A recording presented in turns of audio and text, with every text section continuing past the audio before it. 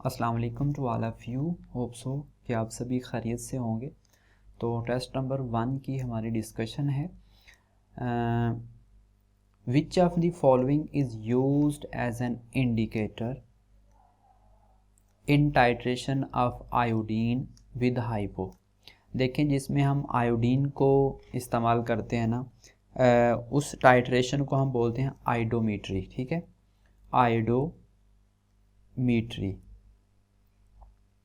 और याद रखिएगा कि ये जो टाइट्रेशन होती है इसको हम रिडॉक्स टाइट्रेशन भी बोलते हैं। ठीक है, रिडॉक्स टाइट्रेशन भी इसको बोलते हैं। और ये हाइपो है, इसके साथ हमने ट्रीट करना है आयोडीन को। तो कहता है कि इंडिकेटर हम कौन सा इस्तेमाल करेंगे। तो इंडिकेटर इसके लिए हम स्टार्च का इस्तेमाल करते हैं। जब स्टार्च आयोडीन के साथ रिएक्ट करता है तो डार्क ब्लू कलर का जो है ना एक कॉम्प्लेक्स बनता है। और उसके बाद क्या होता है कि डार्क ब्लू कलर बनेगा, लेकिन जब सारे का सारा आयोडीन इस्तेमाल हो जाएगा तो तब जो है इसका कलर डिसअपियर हो जाएगा। ठीक है, तो एज ए इंडिकेटर हम क्या इस्तेमाल करेंगे, स्टार्च को इस्तेमाल करेंगे हाइपो के साथ ट्रीट करते हुए, यानी टाइट्रेट करते हुए। ठीक है,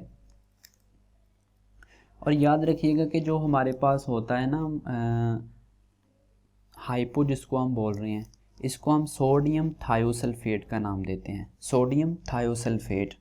और इसका अगर सॉल्यूशन की बात करें तो ये सॉल्यूशन फॉर्म में बेसिक इन नेचर होता है। हाइपो क्या होता है, बेसिक इन नेचर होता है, और ये ऑलवेज लिक्विड की फॉर्म में होता है। ठीक है, ये एक लिक्विड होता है और इसका जो सॉल्यूशन होता है वो बेसिक होता है।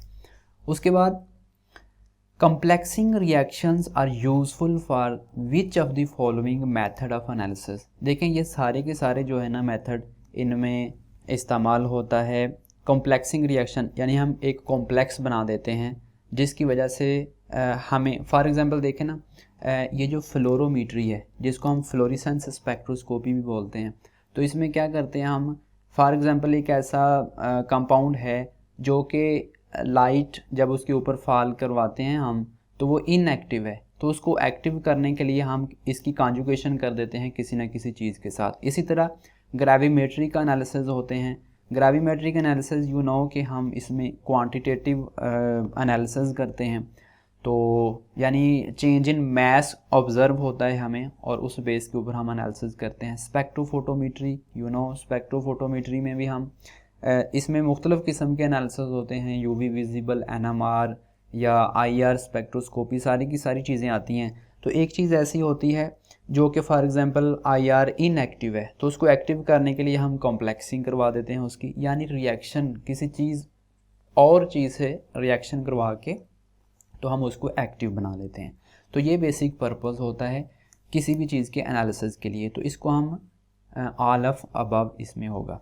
Which of the following species is determined bye complexometric titration.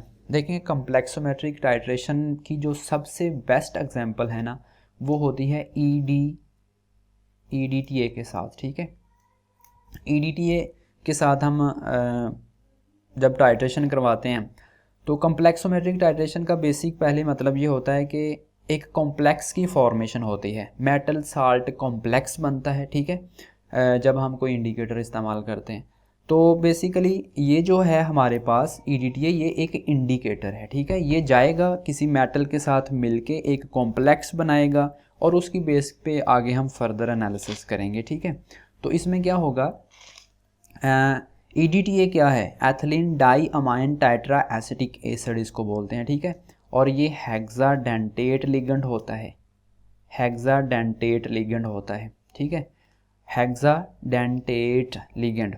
और इसका और नेम भी एक होता है, इसको हम वर्सीन भी बोलते हैं। ठीक है, वर्सीन, VERSENE। तो इसका मतलब क्या होता है, EDTA टाइट्रेशन हम बहुत ज़्यादा इंपॉर्टेंट है, लेबॉर्ट्री में हम अक्सर करते रहते हैं। तो इसके थ्रू हम क्या करते हैं, एक तो कैल्शियम फाइंड आउट करते हैं, सेकंड मैग्नीशियम फाइंड आउट करते हैं। मोस्टली हमें यही देखने को मिलते हैं। और यू नो वेरी वेल कि कैल्शियम और मैग्नीशियम जो होते हैं ये दोनों के दोनों हार्डनेस, जब इनके जो हमारे पास साल्ट होते हैं या इनके सल्फेट्स होते हैं वो हार्डनेस काज करते हैं, ठीक है, हार्डनेस, वाटर हार्डनेस काज करते हैं। तो जब इसका हम एनालिसिस कर रहे होते हैं तो हम EDTA की हेल्प से हार्डनेस ऑफ वाटर को भी रिमूव कर रहे होते हैं। देखें ना, ये मेटल हैं, इनके साथ EDTA मिलके एक कॉम्प्लेक्स की फॉर्मेशन करेगा और उसके बाद हम उसका फर्दर एनालिसिस करेंगे। तो इसमें हम क्या लिख सकते हैं कि कैल्शियम जो है उसके साथ कॉम्प्लेक्स फॉर्मेशन हो जाती है EDTA की। इनके साथ क्यों नहीं होती, मतलब किसी के साथ एबिलिटी उसकी है कॉम्प्लेक्स बनाने की, किसी के साथ नहीं है। तो इसी तरह ये जो दो चीज़ें होती हैं ना, ये कैल्शियम और मैग्नीशियम, फॉर एग्ज़ाम्पल यही तो हमारी जो हार्डनेस होती है ना वाटर की, यही काज करती हैं और इसी का हम एनालिसिस कर रहे हैं। अब हम ये भी कह सकते हैं कि भाई कैल्शियम, क्लोरीन या सोडियम के साल्ट या सल्फेट जो होते हैं वो वाटर में हार्डनेस काज क्यों नहीं करते। तो ठीक है, तो इसलिए इनके अंदर एबिलिटी है कि वो कॉम्प्लेक्स बनाते हैं और उसको फिर हम स्टडी करने के लिए हम उसकी कॉम्प्लेक्सोमेट्रिक टाइट्रेशन करते हैं, जिसमें एक कॉम्प्लेक्स बनता है बिटवीन EDTA एंड कैल्शियम और मैग्नीशियम। ये मेटल के साथ कॉम्प्लेक्स बनेगा, इसका हम हार्डनेस को रिमूव करने के लिए इस्तेमाल करते हैं, कैल्शियम और मैग्नीशियम की स्टडी के लिए भी हम इस्तेमाल करते हैं इसको, ठीक है। और इसके बाद इसका सेकंड नेम जो है वो वर्सीन है और ये हेक्साडेंटेट लिगेंड है। उसके बाद है जी dash is used as an indicator in titration of a strong acid with a weak base. याद रखिएगा कि जब भी हम स्ट्रॉन्ग एसिड को कर रहे होंगे तो वीक बेस जब हम इस्तेमाल करेंगे ना, तो उस वक़्त methyl orange as a indicator हम इस्तेमाल करेंगे, ठीक है। और कि जो मिथाइल ऑरेंज होता है उसकी एक रेंज है 3 से 4 रेंज तक ये वर्क करता है। कीप इन माइंड कि जो इंडिकेटर की वर्किंग होती है ना वो pH डिपेंडेंट होती है, यानी जो इंडिकेटर की वर्किंग है वो pH के ऊपर डिपेंड कर रही होती है। तो मिथाइल ऑरेंज 3 से 4 तक वर्क करता है। उसके बाद फिनोल्फथलीन जो है, फिनोल्फथलीन भी हमने पढ़ रखा कि 7 से 10 के दरमियान वर्क करता है, ठीक है। तो हमने टाइट्रेशन करनी है of a strong acid with a weak base, तो फिर हम क्या इस्तेमाल करेंगे, फिनोल्फथलीन। अगर यहाँ पे हम स्ट्रॉन्ग बेस की कर रहे होंगे तो उसके बाद ऑब्वियसली फिर हम वीक एसिड इस्तेमाल करेंगे जो कि एक फिनोल्फथलीन है। ये हमें नज़र आता है कि ये एसिड है और ये जो है वो बेस है। तो वीक बेस के लिए हम मिथाइल ऑरेंज और वीक एसिड के लिए अब कर रहे होंगे तो फिर हम ऐसे करेंगे, यानी फिनोल्फथलीन का इस्तेमाल करेंगे। और ये थीरीज़ वगैरह में आपने पढ़ रखा है कि कौन सी किस में सोल्यूशन में कौन सा कलर देती है, ठीक है। उसके बाद ये भी बात याद रखिएगा कि इंडिकेटर का हम इस्तेमाल करते हैं एंड पॉइंट फाइंड आउट करने के लिए। एक होता है इक्विवेलेंस पॉइंट और एक होता है एंड पॉइंट। इन दोनों में आपको फ़र्क का पता होना चाहिए। इक्विवेलेंस पॉइंट जो होता है ना, इक्विवेलेंस पॉइंट जो होता है वो होता है कि जस्ट बिफोर, यानी जो हमारा रिएक्शन हो रहा है ड्यूरिंग टाइट्रेशन के जस्ट बिफोर एंड पॉइंट। यानी इक्विवेलेंस पॉइंट का मतलब होता है कि number of mole of acid and number of mole of base, यानी न्यूट्रलाइजेशन रिएक्शन हो रहा है ना एसिड बेस टाइट्रेशन के अंदर में, तो जो एक इक्विलिब्रियम इस्टेब्लिश हो जाएगा ना, जब दोनों के नंबर ऑफ मोल इक्वल हो जाएंगे तो उस पॉइंट को हम इक्विवेलेंस पॉइंट बोलेंगे, ठीक है। और जो ही फिर चूँकि हम इंडिकेटर का इस्तेमाल कर रहे होते हैं तो जब इंडिकेटर का कलर हमें नज़र आता है ना, वहाँ पे हमें पता चल जाता है कि भाई अब जो है ना किसी एक चीज़ के मोल इंक्रीज़ कर गए हैं, मतलब कि क्या हुआ कि रिएक्शन जो है वो कंप्लीट हो चुका है। तो उस वक्त जो पॉइंट आता है उसको हम एंड पॉइंट बोलते हैं। अब एंड पॉइंट को कैसे फाइंड करना होता है, एंड पॉइंट फाइंड आउट करने के ना दो तरीके होते हैं। अब एंड पॉइंट फाइंड आउट करने के दो तरीके होते हैं। एक सिंपल होता है कि आप किसी pH मीटर की हेल्प से pH फाइंड आउट कर लें, ठीक है। और सेकंड होता है pH फाइंड आउट करने के बाद हमने क्या करना होता है कि जो मिलीलीटर जो इस्तेमाल होते हैं ना टाइट्रेंट के, जो हमने ऊपर ब्यूरेट में लिया होता है उसको हम टाइट्रेंट बोलते हैं, टाइट्रेटर भी बोलते हैं। तो उसके मिलीमोल और pH के दरमियान हम जो है एक ग्राफ बनाते हैं और उससे हम एंड पॉइंट फाइंड आउट करते हैं। और दूसरा तरीका एंड पॉइंट फाइंड आउट करने का होता है कि भाई यूजिंग एन इंडिकेटर, जैसे कि हम मिथाइल ऑरेंज का इस्तेमाल करते हैं। नेक्स्ट है जी हमारे पास question number 5, what is the concentration of the sulphuric acid. Sulphuric acid की हमने कंसंट्रेशन फाइंड आउट करनी है और उसका वॉल्यूम दिया हुआ है 100 ml of solution is neutralised by 50 ml of 0.5 molar, यानी ये वाला है।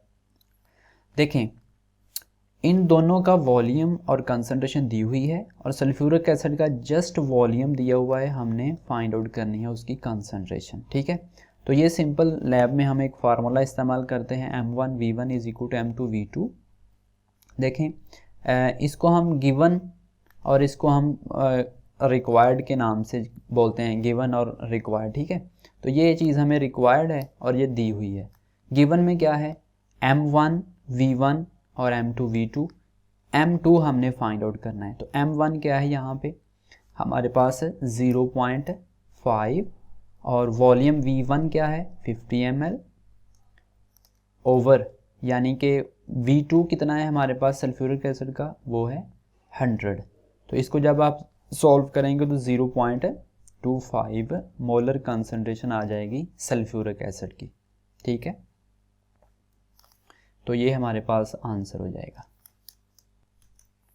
नेक्स्ट क्वेश्चन भी सेम इसी तरह है, जस्ट नॉर्मल सॉल्यूशन बनाए हुए हैं जिसमें हम N1V1 is equal to N2 और V2 करके इजीली फाइंड आउट कर लेंगे। देखें इफ़ कहता है इफ़ 30 ml ऑफ एसिड का 30 ml दिया हुआ है, यानी N2 हमने फाइंड आउट करना है, इस एसिड का कंसंट्रेशन फाइंड आउट करना है और V2 कितना दिया हुआ है 30 ml। ठीक है, 30 लिख दिया। और N1 क्या है, एक तो 0.2 है और सेकंड 15 ml है। ठीक है, इसको जब सॉल्यूशन इसको सॉल्व कर लेंगे हम तो सिंपली हमारे पास 0.1 नॉर्मल कंसंट्रेशन आ जाएगी एसिड की, जो कि हमसे पूछ रहा है। नेक्स्ट है हमारे पास the ideal indicator for the titration of strong acid and base should have the pH range. देखें एक हमने पढ़ रखा है ना स्ट्रॉन्ग एसिड और एक हमने पढ़ रखा है स्ट्रॉन्ग बेस, फिर strong acid and versus weak acid. देखें जो है ना हमारे पास जब हम स्ट्रॉन्ग एसिड करना चाहेंगे, स्ट्रॉन्ग एसिड की यानी कि टाइट्रेशन करवाना चाह रहे हैं हम, तो उस वक्त हम क्या करते हैं कि कोई वीक बेस लेते हैं। ठीक है, कोई वीक बेस लेते हैं। वीक बेस स्ट्रॉन्ग एसिड की बात कर रहा है तो इट्स मीन कि वीक बेस हमने लेना है। और इंडिकेटर हम क्या इस्तेमाल करेंगे, फिर सिंपली बात है कि हम मिथाइल ऑरेंज का इस्तेमाल कर सकते हैं। ठीक है, जिसकी pH रेंज होती है 3 से 4 तक। अगर हमसे बोलता है कि आपने कोई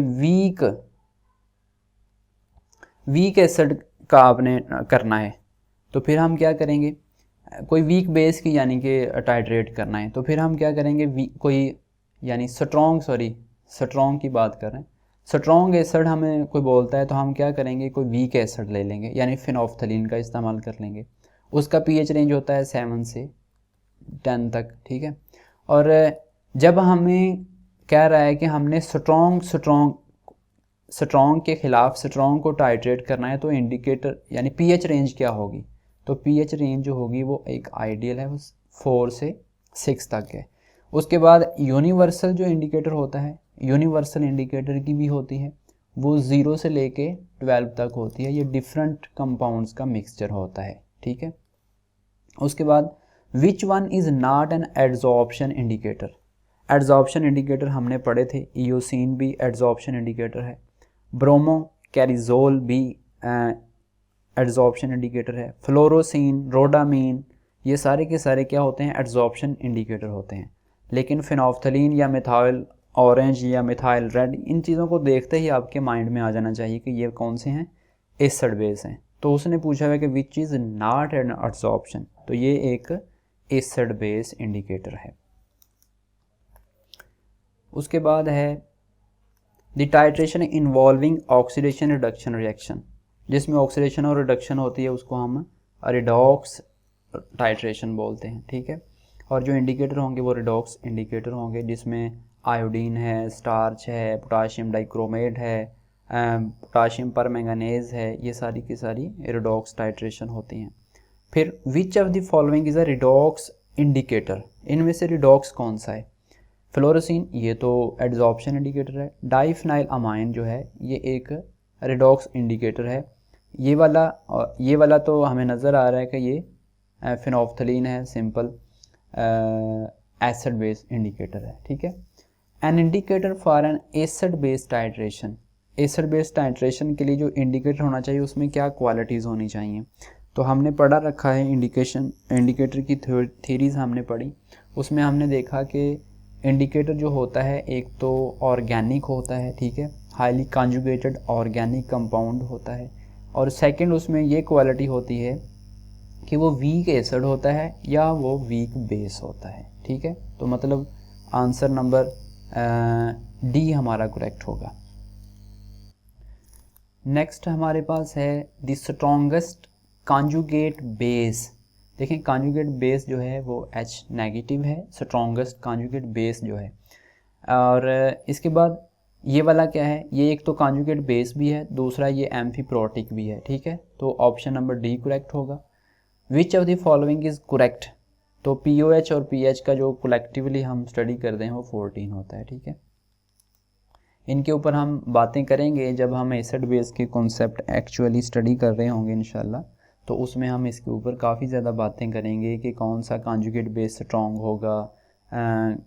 मतलब उसमें हम स्टडी करते हैं ना कि अगर एक बहुत स्ट्रॉन्ग एसिड है तो जो उसका कॉन्जुगेट बेस होता है वो बहुत वीक होता है। फिर अगर कोई बहुत ही वीक एसिड है तो उसका जो कॉन्जुगेट बेस होगा वो बहुत स्ट्रॉन्ग होगा। तो ये चीज़ें हम सारी की सारी जब एसिड बेस की बात कर रहे होंगे तो वहाँ पे हम इंशाल्लाह इनको सीखेंगे। नेक्स्ट है जी the basic principle of column chromatography. देखें कॉलम क्रोमेटोग्राफी में सबसे पहली बात है कि हम एक ना इससे सिंगल कंपोनेंट की सेपरेशन कर सकते हैं, सिंगल कंपोनेंट की हम सेपरेशन कर सकते हैं इसके थ्रू, ठीक है। उसके बाद जो इम्पोर्टेंट चीज़ होती है किसी भी टेक्निक में वो सबसे पहले स्टेशनरी फेज़ होता है।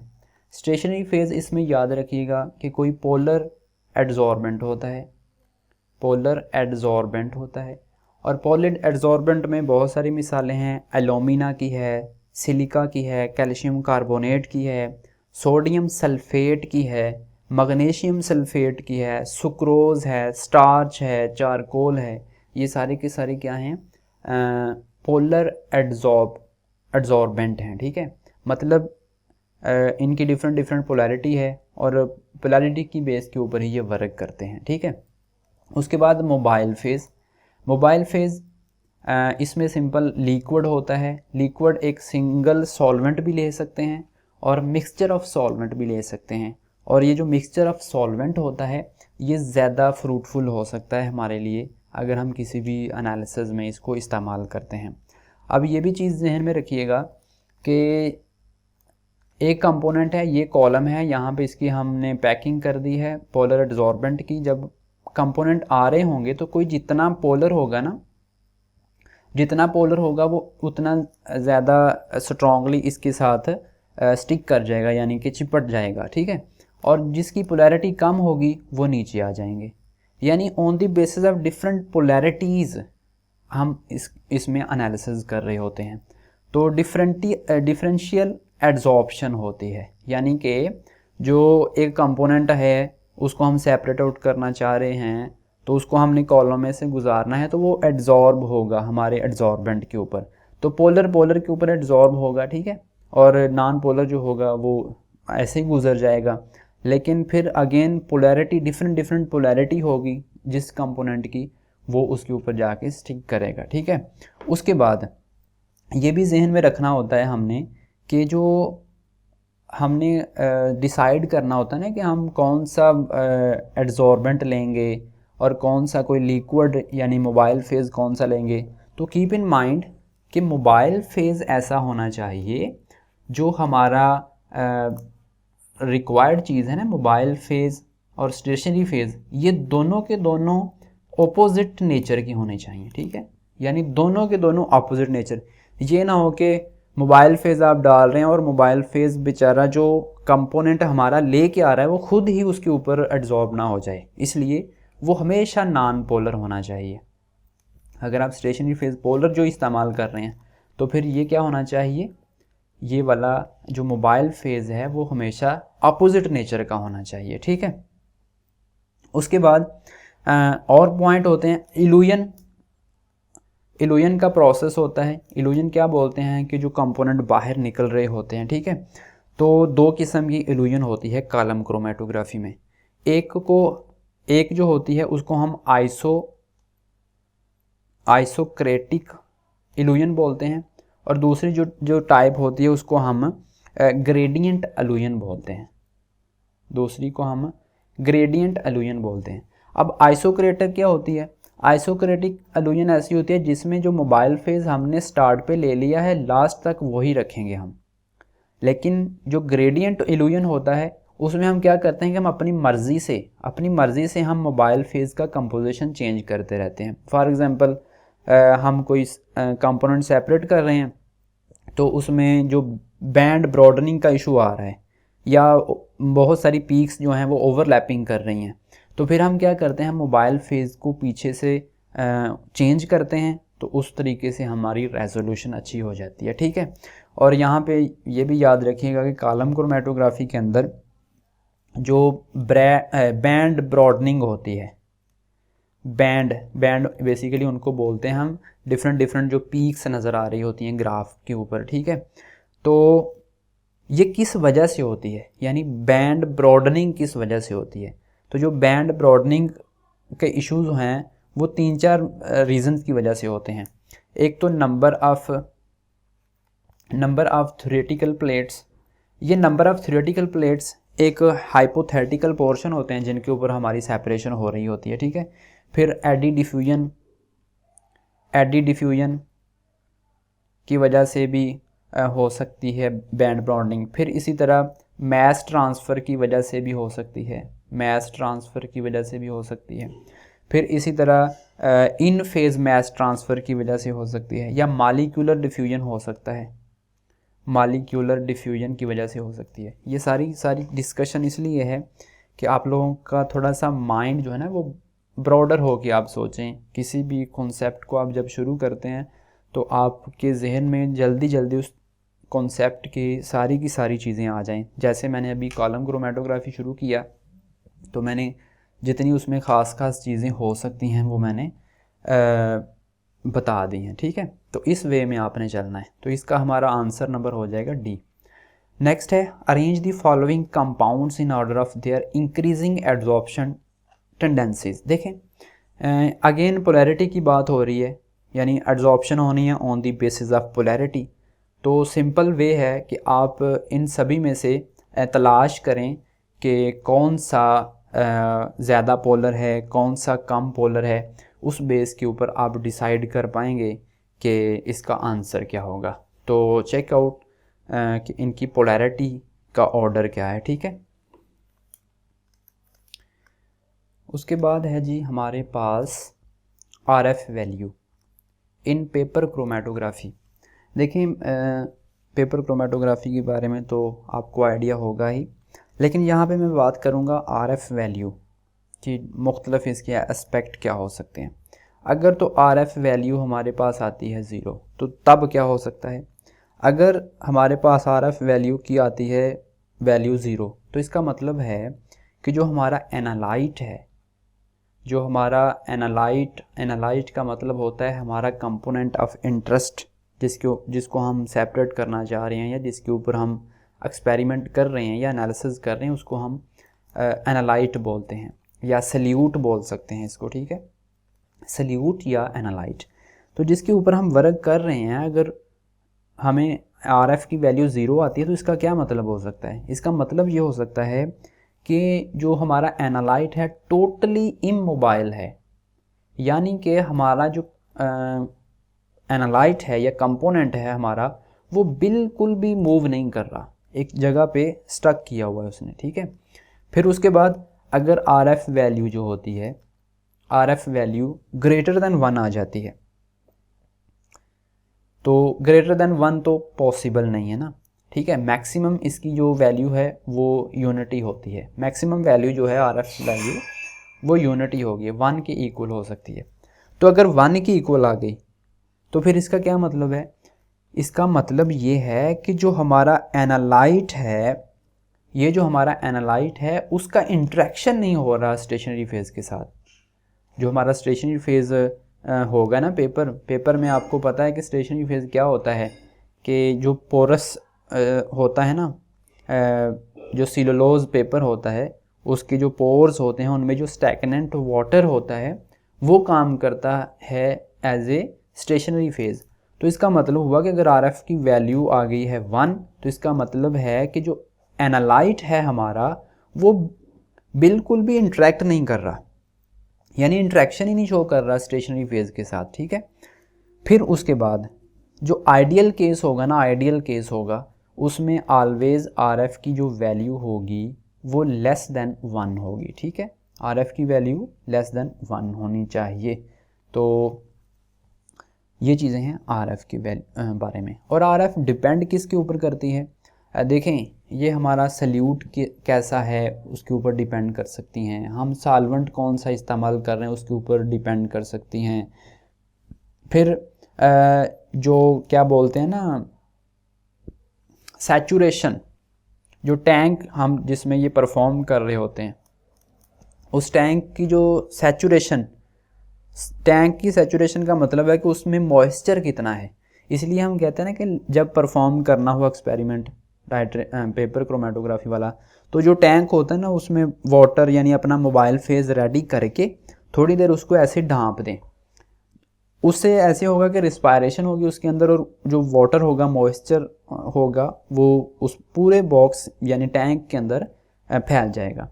फिर आसानी होगी हमें, यानी उससे रिज़ल्ट ज़्यादा इम्प्रूव होंगे जब हम फर्दर अपना पेपर जो होगा जिसके ऊपर कंपोनेंट के ड्रॉप वगैरह लगा के हम लटकाते हैं तो उसका रिज़ल्ट अच्छा आता है।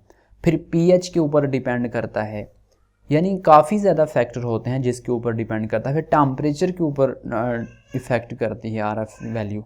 तो वैसे होती क्या है, ये रेशो होती है distance travel by component to the distance travel by our mobile phase, ठीक है। तो ये एक रेशो होती है, ठीक है। आई थिंक सो कि इतना काफ़ी है। The most common adsorbent use in TLC, thin layer chromatography. Keep in mind thin layer chromatography में जितने भी हमने कॉलम क्रोमेटोग्राफी वाले डिस्कस किए हैं ना एडजॉर्बेंट, वो सारे के सारे इस्तेमाल कर सकते हैं हम, ठीक है। लेकिन जो मोस्ट कॉमन जो होता है वो सिलिका जेल होता है, ठीक है। सिलिका जेल को हम इस्तेमाल करते हैं TLC में। और अगर हम बात करें हाई परफॉर्मेंस TLC की, तो जो सिलिका जेल होता है इसके साथ हम किसी कार्बन चेन की जो है लिंकेज करवा के तो देन इसको हम हाई परफॉर्मेंस के लिए इस्तेमाल कर सकते हैं। फिर आगे कहता है कि इन paper chromatography following technique is used. Paper chromatography जो होती है ना वो असेंडिंग भी हो सकती है, डिसेंडिंग भी हो सकती है, असेंडिंग डिसेंडिंग भी हो सकती है, यानी इकट्ठी भी हो सकती है, असेंडिंग डिसेंडिंग एक टेक्निक का नाम। एक का अकेला असेंडिंग, एक का अकेला डिसेंडिंग, एक का अकेला असेंडिंग डिसेंडिंग, फिर रेडियल और 2D dimension 2D paper chromatography भी हो सकती है, यानी सभी तरीक़ों से हम रन कर सकते हैं। तो इसमें ऑल ऑफ दीज का ऑप्शन करेक्ट ऑप्शन होगा जी। उसके बाद अगेन द करेक्ट जो ऑर्डर है increasing strength of adsorption, again वही चीज़ें हैं कि चूँकि हम पोलैरिटी की बेस के ऊपर काम कर रहे होते हैं तो उसमें फिर हमें आइडिया लगाना होगा कि कौन सा ज़्यादा पोलर है, कौन सा कम पोलर है। तो आप इसमें से भी ज़रूर देखिएगा, आंसर आपको मिल जाएगा। The components of the mixture in column chromatography are eluted in order of, कैसे इल्यूट होंगे कंपोनेंट, तो वो जाहिर सी बात है increasing polarity and increasing distribution ratio की बेस के ऊपर। अब डिस्ट्रीब्यूशन रेशो को छोड़ दें, लेकिन इतना माइंड में रखें कि इंक्रीजिंग पोलैरिटी, जैसे जैसे पोलैरिटी उनकी इंक्रीज़ करती जाएगी वैसे वैसे देर बाद इल्यूट होगा, यानी जो लेस पोलर होगा वो जल्दी आ जाएगा बाहर, और जो ज़्यादा पोलर होगा, जितनी पोलैरिटी इंक्रीज़ करती जाएगी वो ज़्यादा देर बाद इल्यूट होगा यानी बाहर आएगा। The illusion power of a solvent is determined bye, यानी एक सॉल्वेंट है वो यानी मोबाइल फेज़ है, उसकी इल्यूजन पावर क्या है, तो इट्स ओवरऑल पोलैरिटी, पोलैरिटी के ऊपर डिपेंड करती है। The polarity of the stationary phase, the nature of the sample components, ये सारी की सारी चीज़ें ही फैक्टर हैं जिनके ऊपर डिपेंड करेगी कि इल्यूजन कैसे हो रही है किसी भी कंपोनेंट की। नेक्स्ट है हमारे पास dash of the following are not used as adsorbent in column chromatography. Column chromatography में किसको हम एज ए एडजॉर्बेंट इस्तेमाल नहीं कर सकते, तो देखें पीछे हमने ये जितने भी लिखे हुए हैं ना, स्टार्च भी पढ़ा, cellulose, sucrose, sodium sulphate, calcium sulphate, alumina, silica gel, सारे के सारे पढ़े हैं कि इन सभी को हम इस्तेमाल कर सकते हैं एज ए एडजॉर्बेंट। तो वो कहता है कौन से नहीं है, तो इसका मतलब है none of these. A separating funnel is used for the single batch extraction. आज एक स्टूडेंट ने कमेंट किया हुआ था कि सिंगल बैच और सिंगल बैच एक्सट्रैक्शन और एक और चीज़ थी, उसमें क्या डिफरेंस होता है, मैं थोड़ा देख लूँ। अच्छा, ये है कि एक सिंगल बैच एक्सट्रैक्शन या सिंपल बैच एक्सट्रैक्शन, ये दोनों सेम चीज़ें हैं, ठीक है। तो इसमें हम सेपरेटिंग फनल का इस्तेमाल करते हैं सिंगल बैच एक्सट्रैक्शन में। उसके बाद जी solvent extraction is used for dash solute. देखें सॉल्वेंट एक्सट्रैक्शन हम किस लिए इस्तेमाल करते हैं, जो कि वोलाटाइल और थर्मली अनस्टेबल कंपोनेंट होते हैं, उनके लिए हम सॉल्वेंट एक्सट्रैक्शन का इस्तेमाल करते हैं। फिर डिस्ट्रीब्यूशन रेशो क्या होती है, डिस्ट्रीब्यूशन रेशो हमने पढ़ रखा कि ये एक अमाउंट ऑफ सल्यूट यानी रेशो होती है amount of solute in organic और एक्वस में कितनी है, इसको हम बोलते हैं distribution ratio. Dash extraction is preferred when distribution ratio value is greater than 100। तो इसमें सिंगल बैच एक्सट्रैक्शन हम कर रहे होते हैं जब ग्रेटर देन 100 होती है। इसके दूसरे पहलू भी आपके सामने हैं, लेक्चर में भी मैंने बताए हुए हैं कि कंटिन्यूस का भी इस्तेमाल करते हैं या काउंटर करंट का भी इस्तेमाल करते हैं, तो वो भी डिस्ट्रीब्यूशन की रेशो के ऊपर ही हम फैसला करते हैं कि हमने कौन सी टेक्निक को इस्तेमाल करना है। Next solvent extraction has application. इसकी एप्लीकेशन में बहुत सारी लिखी हुई थी, drug analysis, quality control, food stuff, separation of metal cation, सारी की सारी इसकी एप्लीकेशन है। सॉल्वेंट एक्सट्रैक्शन याद रखिएगा कि इसमें हम डिस्ट्रीब्यूशन लॉ इस्तेमाल करते हैं, ये बहुत दफ़ा पूछा भी गया है। RF value of solute depends upon, RF value किसके ऊपर डिपेंड करती है, पीछे भी बात कर चुके हैं कि कौन सी टेक्निक अप्लाई करते हैं, टेम्परेचर क्या है, सैचुरेशन क्या है, पीएच क्या है, ये सारी की सारी चीज़ों के ऊपर डिपेंड करता है। A mixture of sand and iodine can be separated by sublimation के थ्रू हम इसको सेपरेट कर सकते हैं। आयोडीन यू नो कि एक सबलाइम सॉलिड है, सबलाइम सॉलिड का भी आपको इल्म होगा कि ऐसे कंपाउंड होते हैं जिनको हम हीट कर रहे होते हैं तो वो लिक्विड में कन्वर्ट नहीं होते, डायरेक्टली गैस में चले जाते हैं, सॉलिड टू डायरेक्टली गैस, तो ऐसों को हम बोलते हैं सबलाइम सॉलिड, ठीक है। तो ये था आज का जो हमारी डिस्कशन थी। होप सो कि दिस विल हेल्प यू इंशाल्लाह। Thanks for watching. अल्लाह हाफिज़।